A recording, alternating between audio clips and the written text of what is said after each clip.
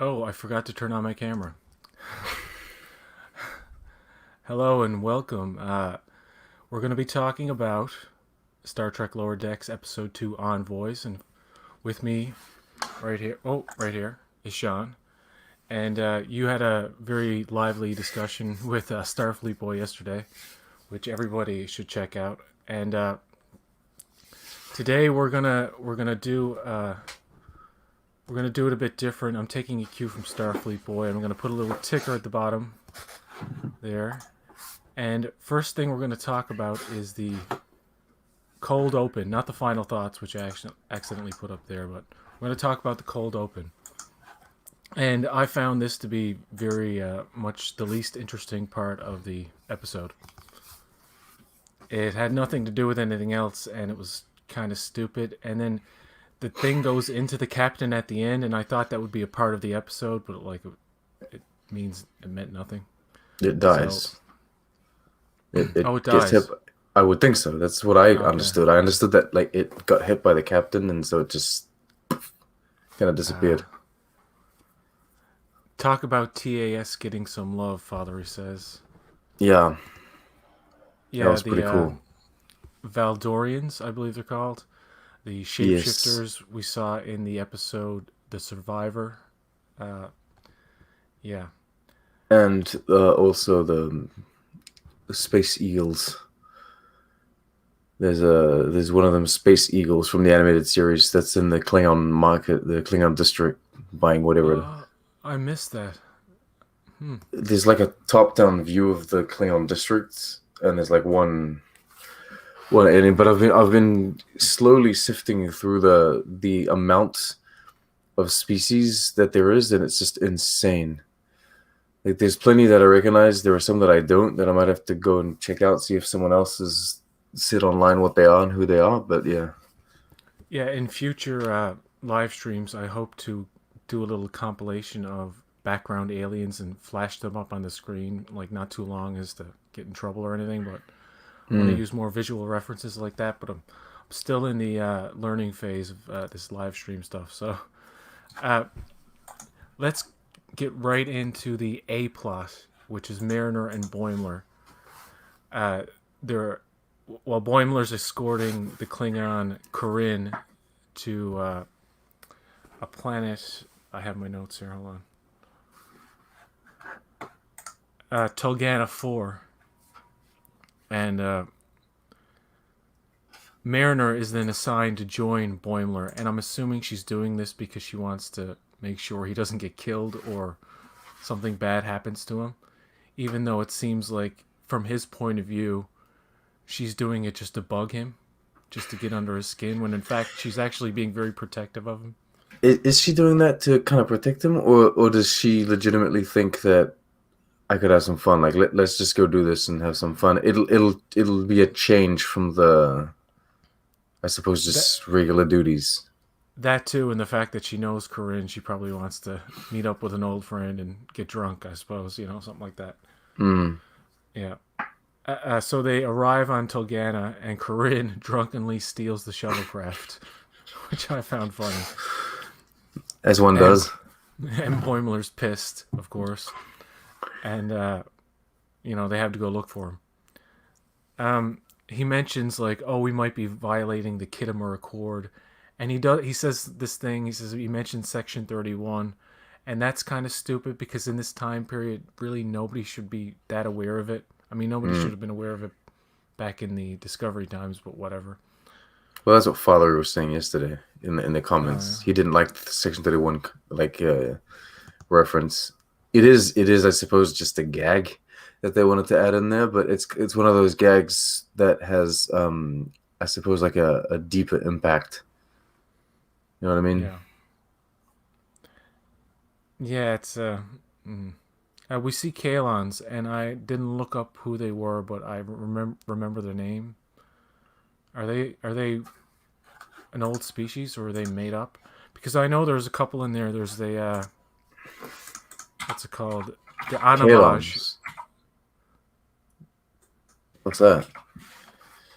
It's Kalon are post DS9. Starfleet boy says. I don't know.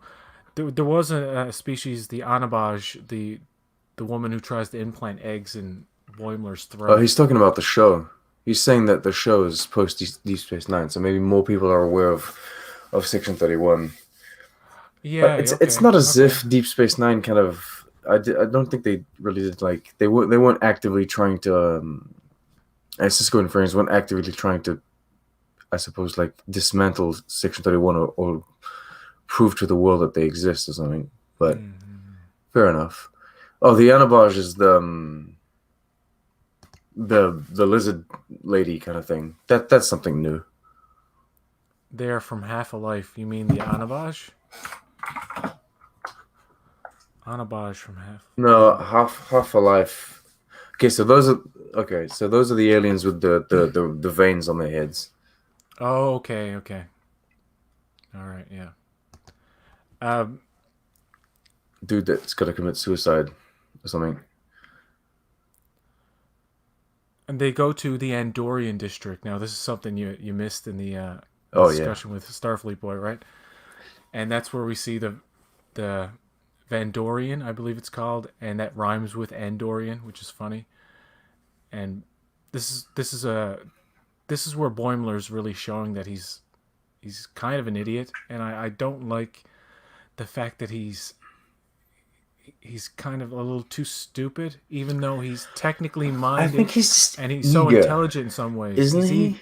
Too He's eager, yeah. he's eager to protect this elderly, you know, he's Andorian. He's like an elderly Andorian. That's how he sees him because that's Yeah, what the shapeshifters decided to take his form, and he's eager to protect him. I think he's yeah. very eager to be Starfleet, and I think it's not stupidity so I, much. I, I like that line where he's like, "Oh, I'm a kid," and he runs out the window.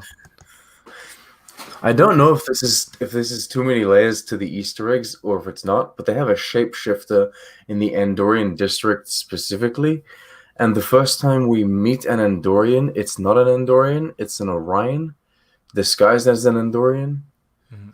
Maybe there's too many levels to that Easter egg. Maybe I'm just looking too much into it. But Uh, uh, yeah, I know what the.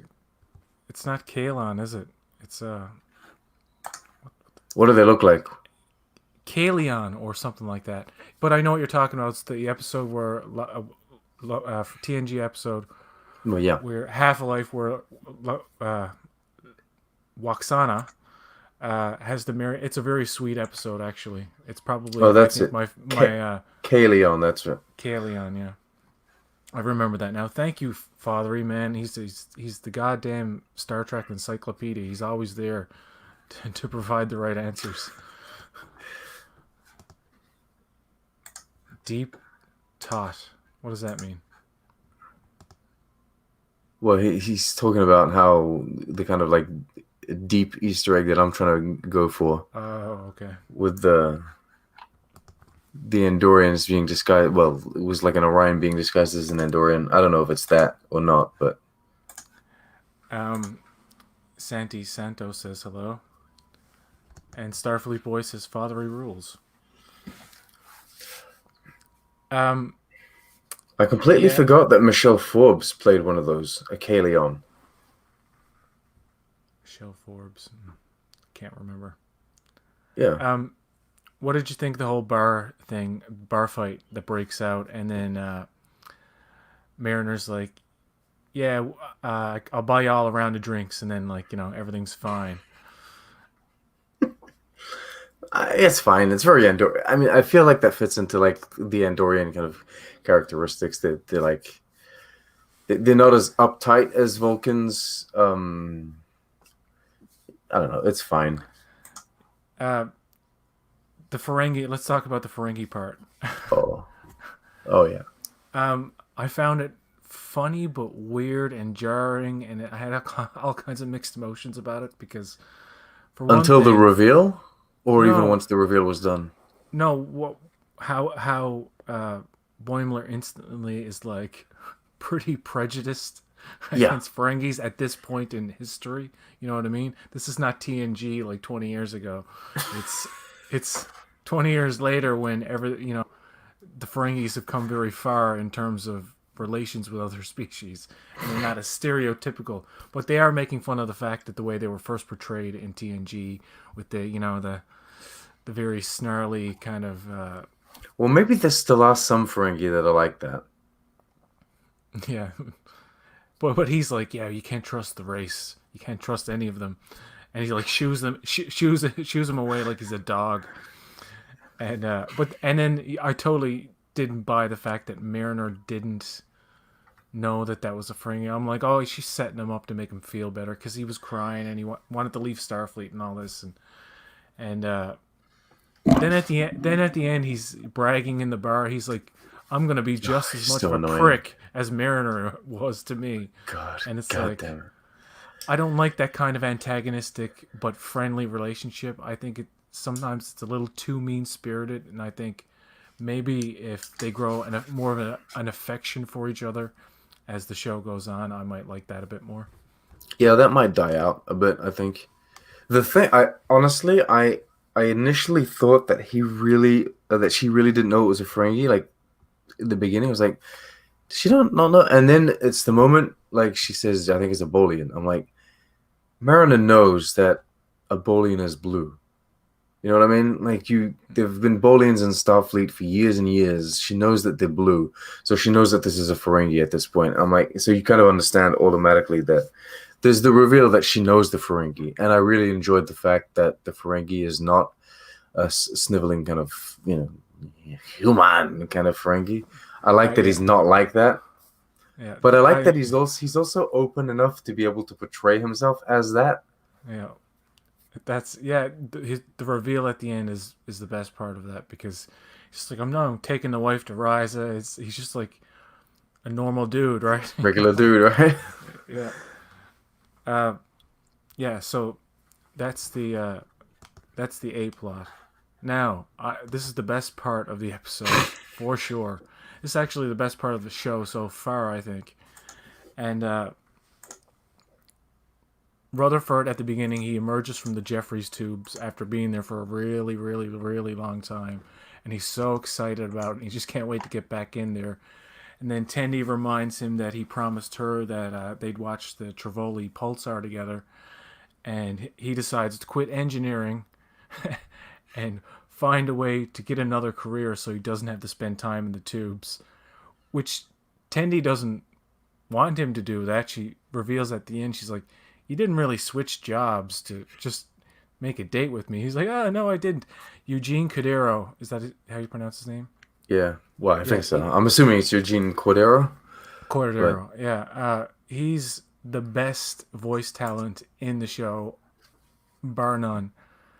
It's just his delivery is just he's so naturally funny too. And Jerry O'Connell is fine, and the guy who plays Shax, who also does the voice of I love Shax. the Klingon, I believe. He does a lot of other ancillary voices. Okay. And by the way, Phil Lamar also did the voice of the guy in the first episode who says, "Move it along, Lower Decks." I didn't realize that at first. But yeah, Rutherford tries out the command position first.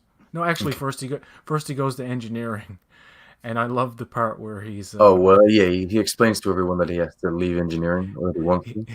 he has to leave, and the guy played by Paul Scheer, I forget the engineer's name. It's like this whole like bait and switch where you think he's gonna get mad, and then he's like, "No, just carry on." And that's a running joke where they're like, "You're gonna leave this department? Okay, sure, go on, live your dream." Like it's that positive TNG kind of vibe, and I absolutely fucking love that. Like that put a big smile on my face. Oh, the positivity about that's changing departments. That's great. The bait and switch humor, we already got it in episode 1 with Tindy, and I'm not too on board with that. Okay, yeah. But yeah, I love the positivity about changing departments and just like going out there doing what you want. So he goes to the holodeck with Ransom, and he tries out a simulation where he's commanding the ship, and they're like, we're being sucked into a something, a a gravitational whatever, and he's like, maintain course, and of course they all blow up. And but they do this twice in this scene where, as soon as something goes wrong, people immediately have blood all over their face.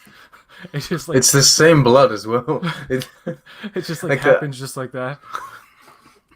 Oh man, so good, so good.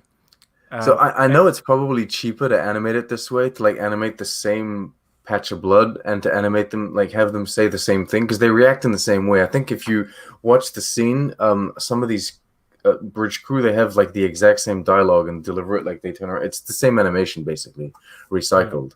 And I know it could be cheaper to do that, but I'm pretty sure it's a conscious decision to have them do that because that's how the holodeck program reacts. It's like they have these base functions where it's like, if this goes wrong, then plume, this person has blood on the face, and they're gonna turn around and say, "Captain, what do we do?" or whatever. Captain, the kids. Well, yeah, that's what is it? The second one is where he's. There's an asteroid coming towards the ship. An asteroid. No, first, Ransom says, "Next time, use the Janeway protocol," and then it's like, "Sir," and then he goes, "Let's try the basic one." And he's like, "Sir, there's an asteroid directly ahead. Should we move out of the way?" And he's like, "Initiate Janeway protocol." Boom! all the kindergartners on deck 8 have been killed, and it's like all the pre-K. Now all the children in the ship have been ejected into space. That's the first actual laugh out loud. Oh, really? Moment in that show where I was like, "Oh, this is gold," and yeah, so I was really enthusiastic about that scene. Oh wow! And it almost made like the Boimler Mariner stuff like kind of compared. Well, I know it was supposed to be the A plot, but it kind of felt like the main plot here was Rutherford. Like that's and I don't know if it was because it was on the ship that I felt that way, or simply that it just stole the spotlight, I guess. I do think the A plot was the main characters. I think they spent slightly more time with them, but I wish they spent more time with Rutherford. I could do a whole Rutherford episode. Like, you just... Oh, we probably will have... Like, if this show goes on for a long time, we will eventually get, like, a full Tendi or a full Rutherford episode. We might get, like, a full Ransom and, like, his backstory. Well, I would love to see just a full Shax episode and, show me Shax during... I'm assuming he lost his eye or something during the occupation, right? I would love to see that. Yeah, I would love to see characters paired together, like instead of Boimler and Mariner. Oh yeah, do Mariner and Tendi, which you had scenes with them just by themselves, or do a Boimler Rutherford episode, and in this episode you actually get to see Rutherford interact with many members of the senior staff. That's what I like too, right? You could actually do a Boimler Shax pair up, which I think would be hilarious. Because Shax is like no nonsense, and Boimler's just always goofing around or fucking up. Well, he's not goofing around, but he's just, incompetent, I guess. Well, if there's any other department besides engineering that Rutherford is perfectly suited for, it's security. Because of his enhancements, his upgrade style enhancements. He tries out medical, and there's a funny scene in there too where he has to comfort this guy to keep his heart rate down because he's gonna die of plasma burns. He's throwing facts at him. He's throwing facts at him. He's like, "You have an 18% chance of dying." He's like, "What?" He's like, "Oh, just think about something calm like the engineering." He's like, "I got burned in engineering." He's like, "You have plasma burns? How are you still alive, man?" And the doctor's like, "Get out." That's good. That's really good stuff, I must say. Like this whole Rutherford, and I say Rutherford and Tendi, but Tendi's a small part of it. But there's a very sweet part at the end where two of them are in the Jeffries tube, and she's lovingly looking at the pulsar while he's lovingly looking at a console. And what a beautiful, sweet ending. He's so radical. He's so extreme in his like he could have just Look, he could have gone to chief engineer and said, "Can I take the night off and not be in the tubes tonight?" And I'm sure chief engineer would have been like, "Yeah, dude, you've been in there for like a week. It's fine. Go watch your pulsar." But no, dude has to completely change department. He has to completely change his career. Yeah, it's just a plot device to get him to. It's those sitcom rules that you were talking about, right? Yeah. It's they do this like over exaggerated kind of sitcom plot device, Hmm. in order to get the comedy out. But it works. It was good, and it And then introduces us to all of the departments, which is nice. yes, that's what I. Yeah, it's very good. Then he goes with Shax to fight some holographic Borg, and Smorgasbord. that's Smorgasbord, and that we find out his enhancement uh, gives him special powers.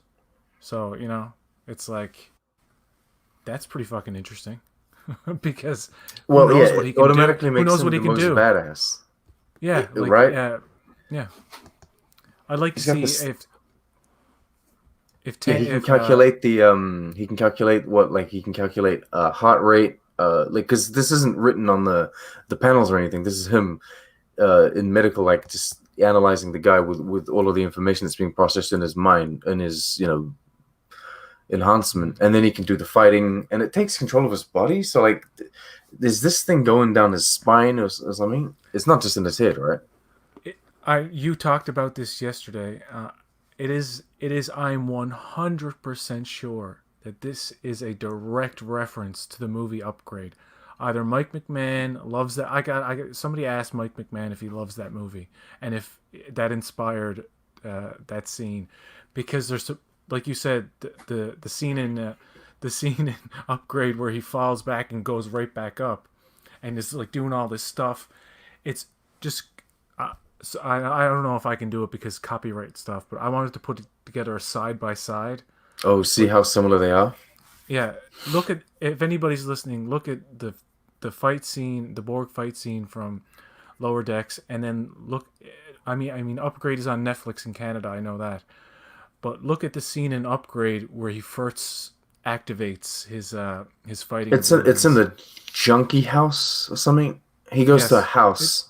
it's the junkie scene. Yeah. It's the first moment that he kind of he kind of gives over control of his body to the upgrade that he has, because the upgrade is like I can get you out of this situation, and it's a very surprising moment. There's a whole he finds himself like beating these people to death. Of course, it's played for comedy in Lower Decks. Upgrade is it's not. It's very violent and it's very graphic, and it's not comedy. Be aware of that. Um, Uh, but yeah, it's very similar. what tradition do they carry on in this episode of Modern Trek? There's a very specific thing that they do The in Modern swearing. Trek. Well, yeah, that's one, but it's a certain violent act that they they have to put in every single thing in Modern Trek now, which Oh, is it actually an eye thing? Did they rip out yeah, someone's eye? I actually don't mind it in this context. What did they do? What did they? When did they?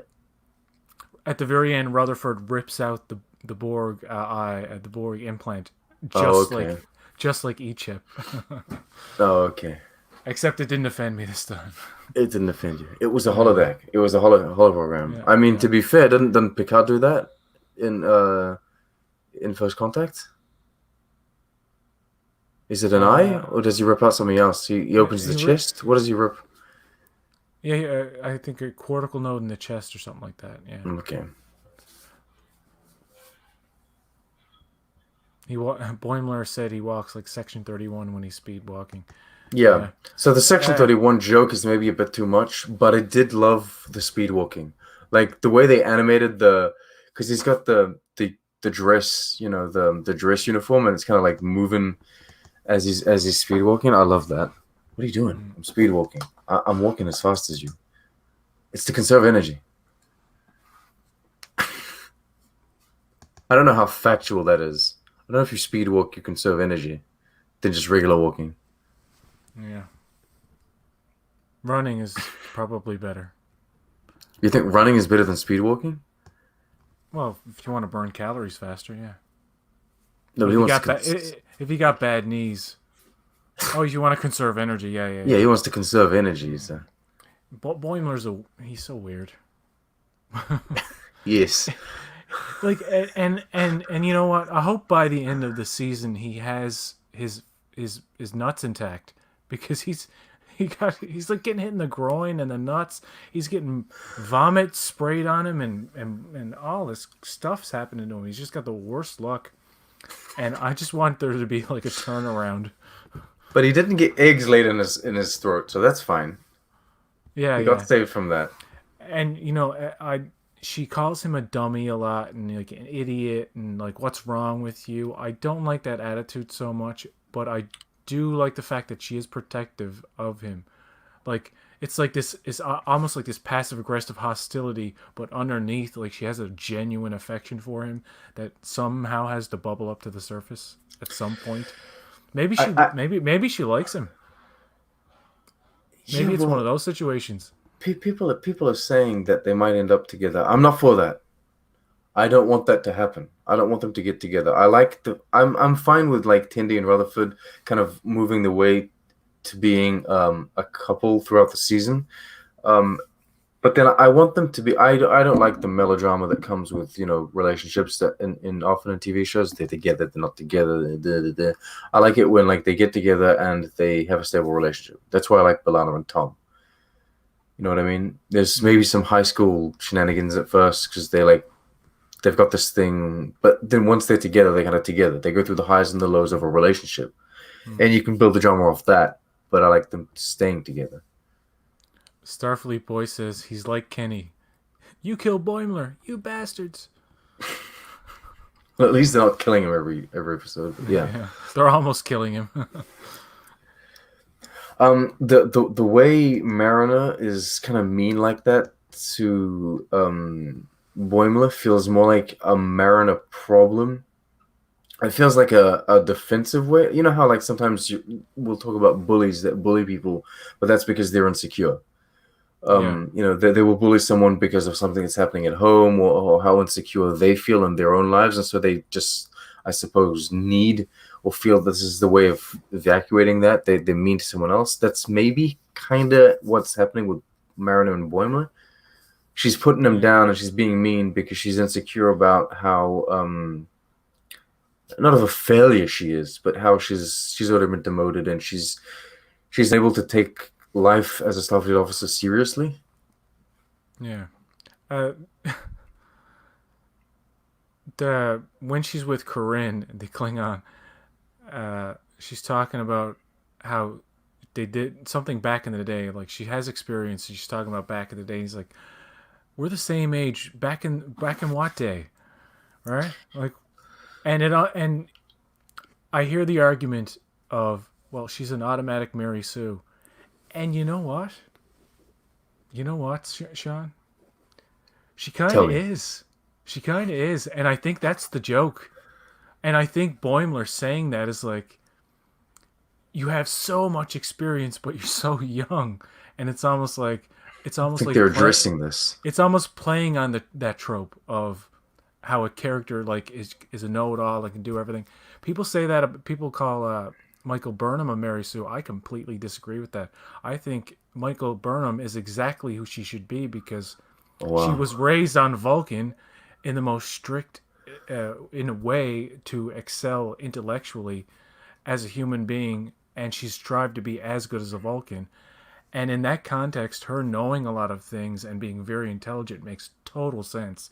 With Mariner, we just don't know anything about her, and it'd be cool to see like her past experiences, like back in the day, what when she was 14 years old. Like these guys got to be at least in their early 20s. I think a But lot of the arguments for Michael Burnham being a Mary Sue is not so much that she's intelligent in that way. It's like every time Discovery decides to introduce a new element to the show, like for example, oh, we have these experimental shuttles, these little pods. It's oh like, yeah, oh, of course Michael Burnham is the one that mm, tested these at Starfleet. It's like, yeah, does it have to be Michael Burnham that tested these things at Starfleet? Because then it starts kind of falling apart when like this character has done everything. It's like, oh, of course this character's done everything, right? Yeah. But then I suppose it could be said that like Jean-Luc Picard, oh, of course, Jean-Luc Picard's done everything. But then it's easier to accept and to acknowledge when it's like, well, this dude's been a captain in the fleet and he's for a long time, and he's got that experience, and so of course a lot of things kind of fall on him. You know what I mean? Hmm. Like Wesley Crusher, for example, he's a young kid who seems to like know an awful lot for someone so young. Mm, But you could chalk that up to like intelligence, and I don't mind that Mariner is a very intelligent person who knows a lot of things, but I think the joke is like she's had these experiences, and how could she possibly have be so seasoned, and she's been demoted and promoted, and like I really do want to figure out how old these people are. And yeah, going back to Boimler and Mariner hooking up, although I probably don't think it's going to happen. But I'd love to see one of those classic things you used to see in 80s movies and 80s TV shows where two people who don't like each other are arguing. Like, I've had enough, blah, blah, blah, blah, blah. oh, And then then they it's like, kissed. It's like, I think Mariner. I'm assuming Mariner grew up on Starfleet starships. yeah. You know what I mean? I'm assuming that her father and her mother, they were like captain and first officer or something on a ship where they were kids, and like her entire life she grew up as a Starfleet officer on a as a child on a Starfleet ship. And so clearly the gray ops thing is something that she did when she was very young, but maybe she was getting a bit of, I don't know, maybe when she was younger, even when she was like a starting out in her Starfleet career, she got sent on these gray ops, so she got sent on these special missions by her parents, just to kind of either to try and help her get a head start, or maybe just to structure her, because she clearly seems like she's a pain. She's dating lizard people just to piss off her mother. So Yeah. She probably had, it's like that thing where like a kid grows up and their parents are always moving and they can never really make friends or adjust. mm, So it probably does something to them, I guess. Uh, uh, Robbie says we saw the nicer side of Mariner in this episode at the end, and I do agree. Then we saw the asshole side of Boimler. yeah, I but really but didn't. I didn't like that he did that. I have no it's problem with the episode doing that. It's just like it's one side of Boimler that you're like, ooh, I don't like that he was doing that.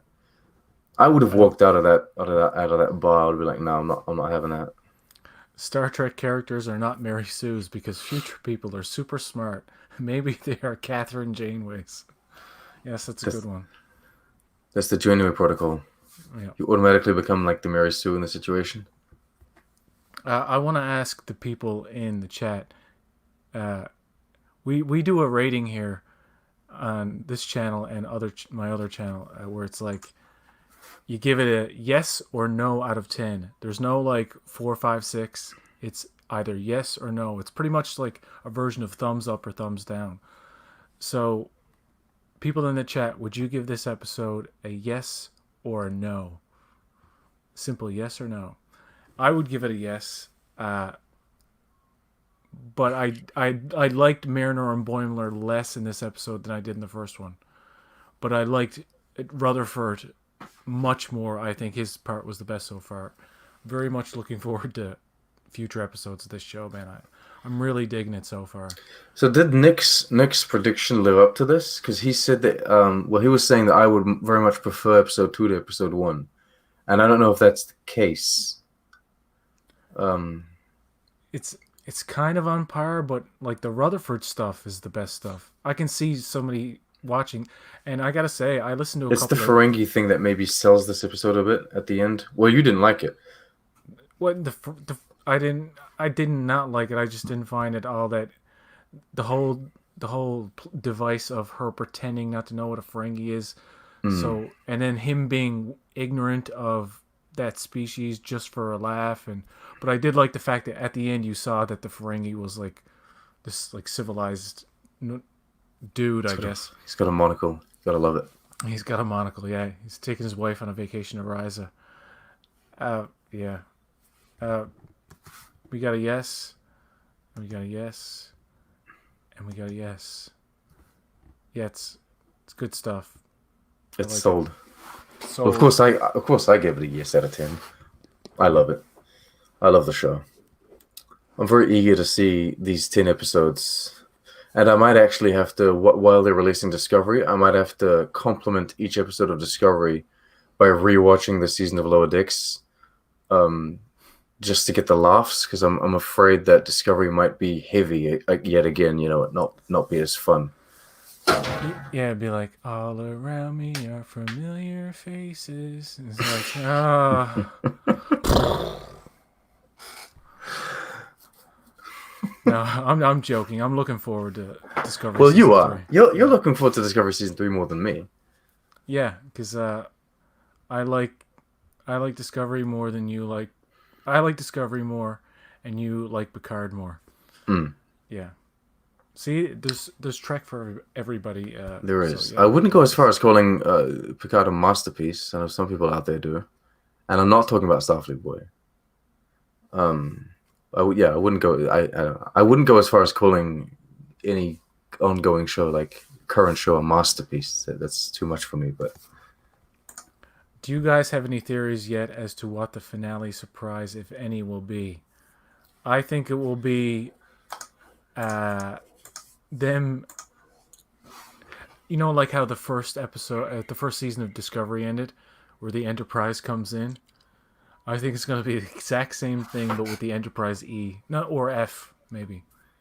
No. The Enterprise E would still actually be in service. still be the E.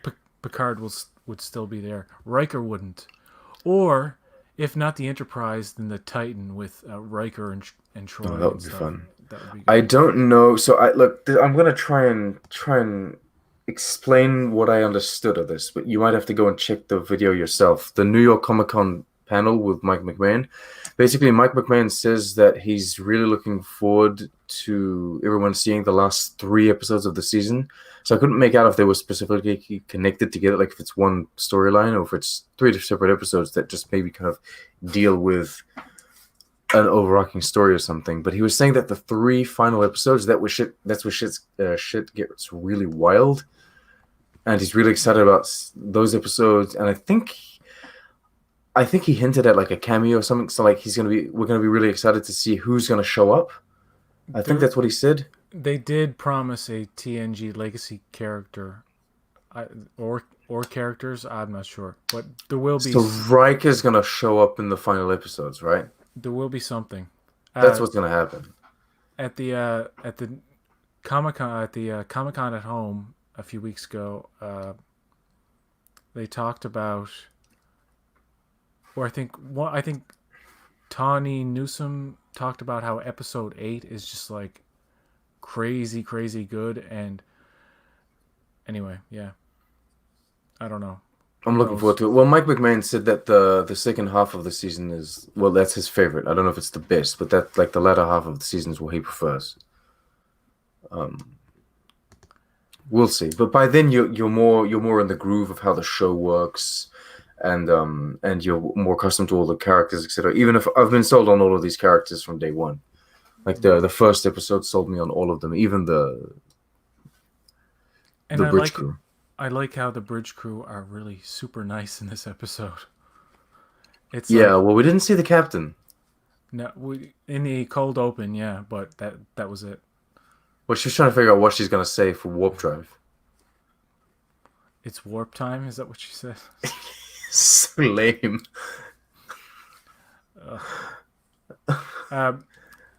Yeah, I'm looking forward to seeing Boimler and Mariner on the bridge finally at their stations, and more bridge stuff. We haven't had a lot of bridge stuff yet, or barely any, except in the holodecks.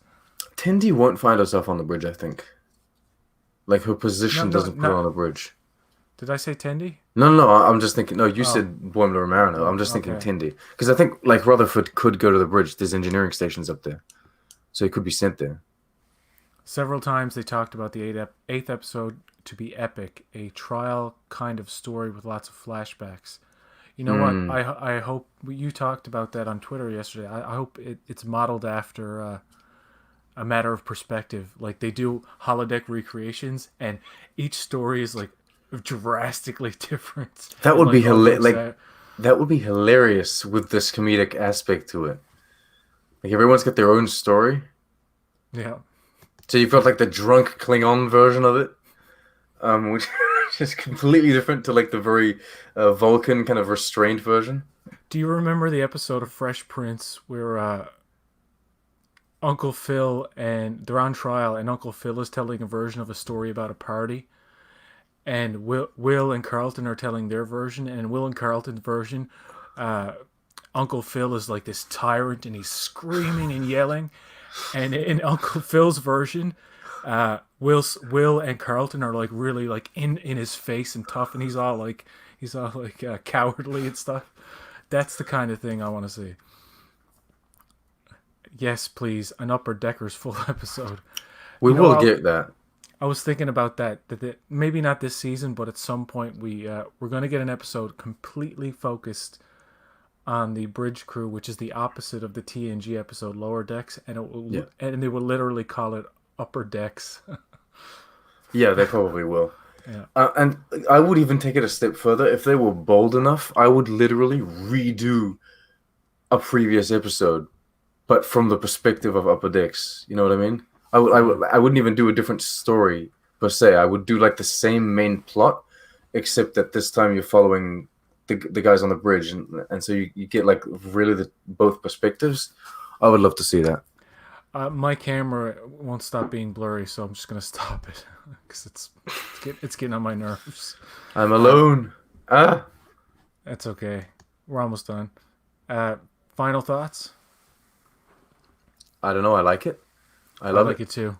And I like it still too. can't figure out if I like episode 1 or 2 the best. And the funny thing is, I go into these new Star Trek shows very well knowing that I have to do my reviews and what have you. So subconsciously, even if my first watch is just I'm just going to see what it's like, I always have these notes and I'm very critical of it and what have you. But like this Lower Decks, I'm not really getting that as much. I just go in and I'm like, I'm happy to be here watching this now. Like I'm Yeah. happy to be in the universe and I feel at home again. It almost feels like I'm watching Star Trek that's always been, although it's a new episode. Uh, One thing we didn't talk about was General Corinne in any detail. What did you think of him and the voice actor? I think it was Fred Tatasciore that was voicing him. I didn't do any research on who the voice acting was, but I mean, I didn't notice it was blatantly bad. Didn't stand out to me, but I think it was like, but I like the character. He's a very generic Klingon. He's got the Chang eye patch. Yeah. He felt very Klingon.